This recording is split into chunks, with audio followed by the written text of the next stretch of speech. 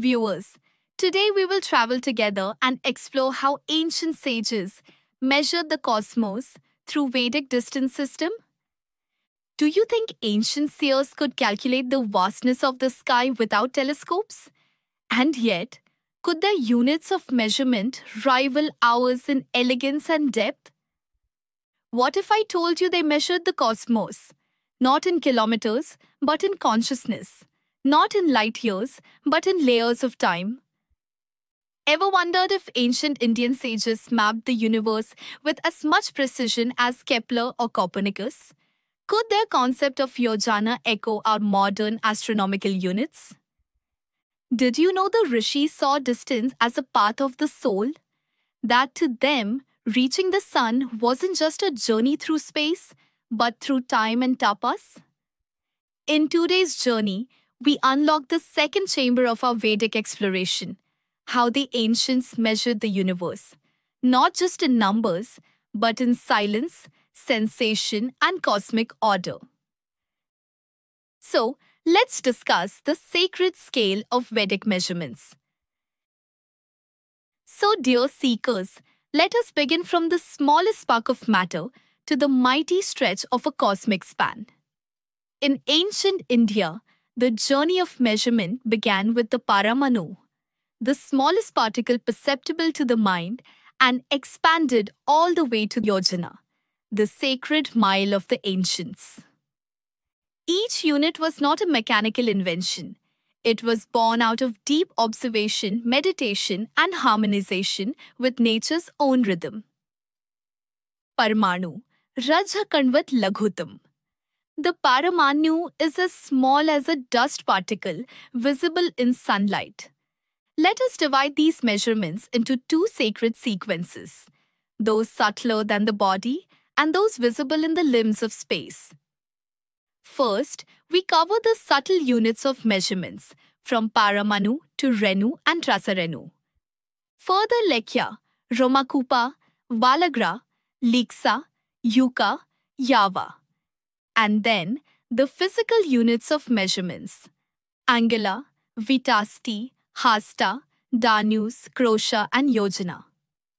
To avoid burdening our minds with a flood of numbers, we've prepared a detailed table for you that maps each Vedic unit from subatomic to spatial, along with their modern scientific equivalents. You'll find it on screen and in the description below. But here's what's profound. These units weren't just for crafting temples or laying cities, they were for charting the heavens. Next, we move one step further by exploring time as distance connection, a Vedic revelation. Now, viewers, here's where Vedic cosmology becomes breathtaking.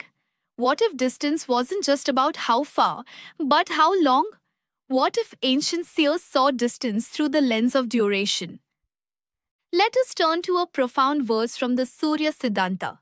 Prithivyam chaturlakshanam panchashata yoga vibhum bhaskaro dvadashansho manya. The sun is to be considered as 12 angular parts, degrees, and is situated at a distance of 4 lakhs and 500 yojanas. So let's do the math. 4 lakhs equals 400,000 and 500 more equals 500 yojanas. If one yojana is taken as approximately 8 miles, as per one Surya Siddhantic definition, we get 3,204,000 miles. That may seem small by modern standards, but here's the key. This number is not absolute. It is part of a moving model, designed not for static observation, but for predictive calculation of eclipses and conjunctions. It reflects relative motion and geometric perception, not cartographic accuracy. Let's treat each yojana as equivalent to a span of time, say, a fraction of a day, as the sun's motion is calibrated daily.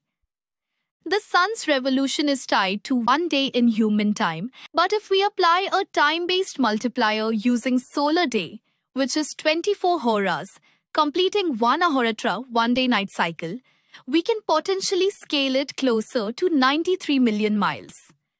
That is 3,204,000 times 24, approximately 79 million miles. So yes, if we reread Surya Siddhanta and Vishnu Purana, not as flat geography but dynamic time-based cosmography, we arrive at a sophisticated understanding of planetary distances, using relative time arcs and motion cycles, long before Newton or Kepler. Perhaps every yojana is a second of divine cognition.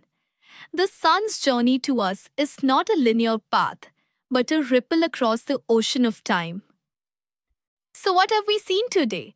That Vedic measurement was not merely for land or tools. It was a sacred mirror reflecting the cosmos. Paramanu to yojana, space woven with time, time dancing as distance. The next time someone tells you ancient people couldn't measure the skies, ask them, can you measure time in a prayer? Can you trace a shadow into a mantra? The rishis could, and they did. Because in their universe, measurement was devotion.